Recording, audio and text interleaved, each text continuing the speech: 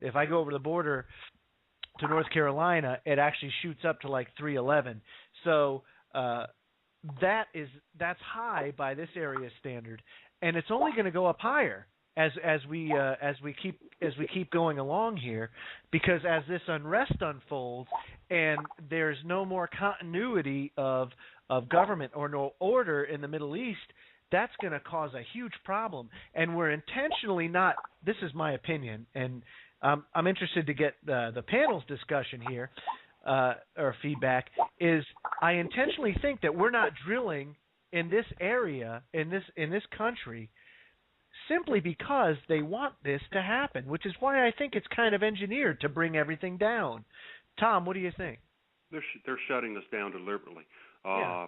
BP owns the Alaskan pipeline, which is shut off, and they own everything in the Gulf, which is as far as our benefit from it, it's been shut off as well. Oil in a barrel, if you can picture a barrel of crude oil, it separates like cream. The bottom third, and it's not a third. It's how it separates. But the bottom portion of it is where you get your products like plastics, asphalt, things like that. The middle third is where you get gasoline, and the top third is where you get diesel. And that top third, and like I say, it's not third. That's three parts, but that top part is so precious, and that's why diesel goes up as fast as it does, because that top third of the barrel is so hard to come by. But no, the oil is being shut off from this country deliberately. We've got more oil in Alaska and the Dakotas than they have in Saudi Arabia, and they will not touch it. Yeah, you're absolutely right. That's a big misconception. People don't realize that this one deposit, in I think it's South Dakota, is actually bigger than the biggest deposit in Saudi Arabia. Yeah. And they don't touch it. They won't touch it with a 10-foot pole. Why? Because they want this to happen. They need this to happen. But the problem that I'm seeing, and I don't know, correct me if I'm wrong, Griff, is that people are being complacent when really, at this point in the game, they shouldn't be. Well, it's a difficult thing to understand. Most people can't follow the conversation here tonight. They're just not capable of it. Right. I was in a restaurant the other day, and the young 19-year-old waitress conversationed. I just made a new word, conversationed with me, and she was of the opinion that during the Second World War, all of the women were forced to go into factories while the men were overseas. They were forced against their will to do that, and when the men came back, all of the jobs were taken away from women, and they were thrown out on the street and put the men back in the factories. And she was a liberated woman, and on down the road. And we talked about other things, and I didn't agree with anything she had to say. And she was just out of school, and she had learned all of that. So most people just will not understand. You could draw them pictures, and they wouldn't understand what you were talking about. I think all of this is orchestrated, and I still am of the mind that an attempt will be made. And again, I don't think they're going to pull it off, but I think it's for the debit monetary system worldwide. They have 99% of the program in place. All they have to do is number the people, and they have to collapse the paper systems in order to do it. And that's what I think will ultimately come of this. Margot, do you believe that they'll be able to pull something like that off and have people be compliant and complacent to that? I think it's really hard to force people to do anything when they're hungry. I mean, but then again, look at the situation that you had in the Ukraine under Stalin when you had Holodomor. Mm-hmm. You had a situation where you had basically a dictator come in, take people's farms away from them, and left 10 million people to starve to death. So I kind of think it's turning into a situation, and if you don't mind the crude analogy, of when you put a frog in a pan full of water and you slowly turn up the heat, and that frog doesn't jump out of the water, even when the water starts to boil, and the frog boils to death. Now, if you would have just thrown that frog in a pot of boiling water, it would have jumped right out. But I think we're frogs in this pot of water that's being slowly, brought to boiling, and no one's jumping out of the pot. And I think that's what's happening here. And so, I think when it gets to that kind of a situation, as much as I would like to think that people would not be complacent, history has shown us in times past that people are complacent. And that's a real problem. I mean, it's all about what people become acclimated to. And by the very nature of being human, we're adaptable creatures. And we don't realize, I think, our potential for adaptability. And so it's really easy for us to start adapting to situations without being conscious of it. I totally agree. I think that complacency is one thing that, in my military experience, that we fought all the time, because the one thing that you don't want to be in the military is complacent. God forbid you ever be put in a situation, complacency will kill you. And that's one thing that we fought constantly in the military was complacency. Never become complacent. Watchstanders. That's how it happened. Watchstanders would become complacent.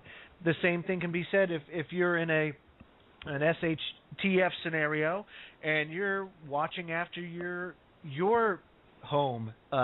Maybe you have a farm. Maybe you have things that you want to protect or defend, and over time you don't see anybody come around, and you become complacent until that one day when you do get attacked or somebody does try to come after you and you're caught with your pants down.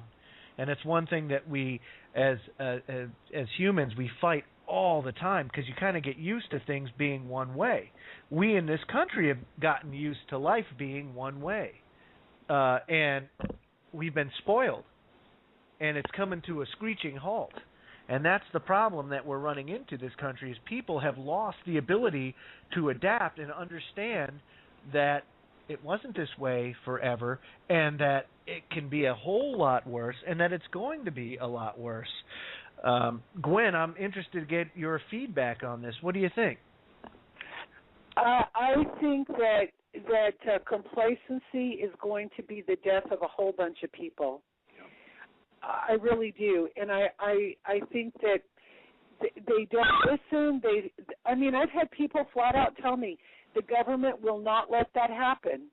They would never allow that to happen. Well, I know a whole bunch of Indians out here they could ask, and see what they think about what the government will do. You know what I'm saying? Yeah, absolutely. They're just this idea that the government is our Lord and Savior is just nauseating. It releases people from the idea that they have to have personal accountability, creativity, a whole bunch of things that might be really imperative to their longevity now. It's a interesting quandary that we have here, not only as Americans, but the world in general. I mean, the Canadian people are going to have to deal with this. The people in Europe are going to have to deal with this. And really, it's a small group of people that are wreaking all this havoc.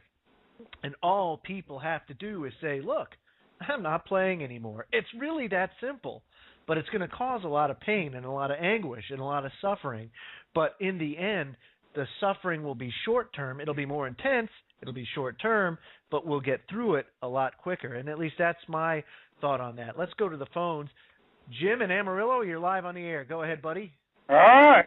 Well, Griff, like I say, I agree with Griff about 100% of the time.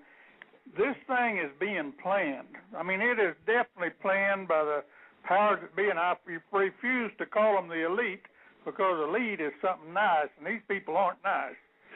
And they've got this, it goes right along with Agenda 21. They want to get rid of a lot of people and have all this stuff for themselves. And we go back to the fact that you take your bigger cities. Now, I'm kind of in a unique situation out here. I could last longer than most people. In fact, I've already got a lot of food stored up. But you take these cities, there is not enough food in a city like Dallas, Texas, or Houston, or Oklahoma City, or any of these major cities to last more than 4 or 5 days. Somebody mentioned the truckers a while ago. Trucks, that's the reason trucks bring it in on a daily basis. They haul it out. I was sitting in Sam's the other day waiting for somebody to get through, and watching those people carrying it out by the cartload. And I thought, well, I guess if a guy went right behind, he'd see him bringing it in by the truckload back there. And the lady was right. If they can't afford the diesel, things are not going to happen. I mean, it's going to, and then things are really going to bust wide open. And as far as the diesel, about 90% of all diesel goes overseas, and that's the reason it's so high here, because they refine it and go overseas.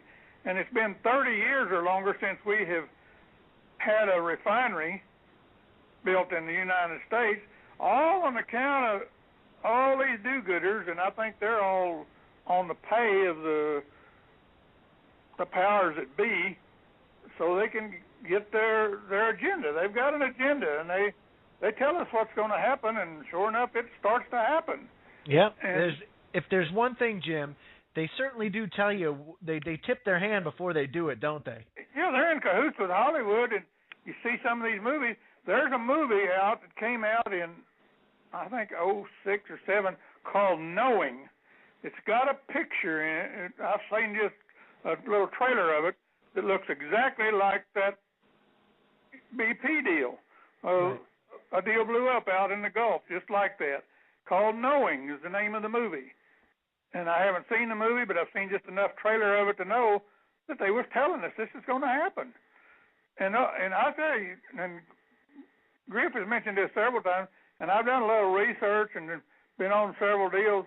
Those people down in the Gulf are suffering. I mean, they're suffering big time, and they're dying down there. And it's the news media, of course, they're owned and controlled by the powers that be again. Right.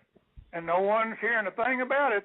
Because when you go deep into it on the computer and research it, there's people down there that are actually dying. One guy was talking about he's been bleeding from, he had brown stuff running out of his ears for 30 days and all kinds of stuff going on. And I will not buy fish or shrimp or nothing, because if they can't guarantee me where it comes from, I don't want to eat something that's been in all that crap down there. And I understand they're still some of them are still shrimping, but they're taking it out of that old oil coax that infested water. Sure they are. Sure they are. This is a lot more serious than the 99.9% of the people even realize. And when it comes crashing down, oh my Lord, it's like the last thing that the atheist said when he went off the ship, off over the cliff. Oh my God. Well, you know something. I'm going to go through each person, and I'm going to start with you, Margot.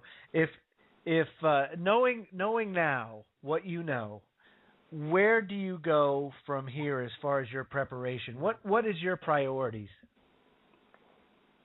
And this might sound totally contrary to most of the stuff that you guys talk about, and maybe it's just because I really feel that I've prepared as much as I can on a physical level. Uh-huh. I really believe that spiritual preparation is going to be extremely important. And Amen. That's kind of a hard thing to get your head around when you have so much physical suffering going on, and the fact that most of the things that we're being affected by affect our physical life. But I think right now is our greatest opportunity to get in touch, and I'm not talking about religion here. I'm talking about spirituality, no matter what that means to an individual person. So, there is I would not to interrupt you, Margot, but there is a distinct difference. You're absolutely right. And I would just say that, for people who haven't checked out Brooks Agnew, I think that that's a great place to start. And I think that there are just so many amazing things that human beings are capable of, and it's time for us to realize our infinite potential and to grasp it and to try to really go inside, confront ourselves, confront, our flaws, and find that inner strength that in that relationship with that higher force in the universe, whatever you want to call it, because that, at the end of the day, is what's going to make or break a person. You can go days without food. And some would even say that you could go, weeks and months without proper shelter. And, water, is one of those things, and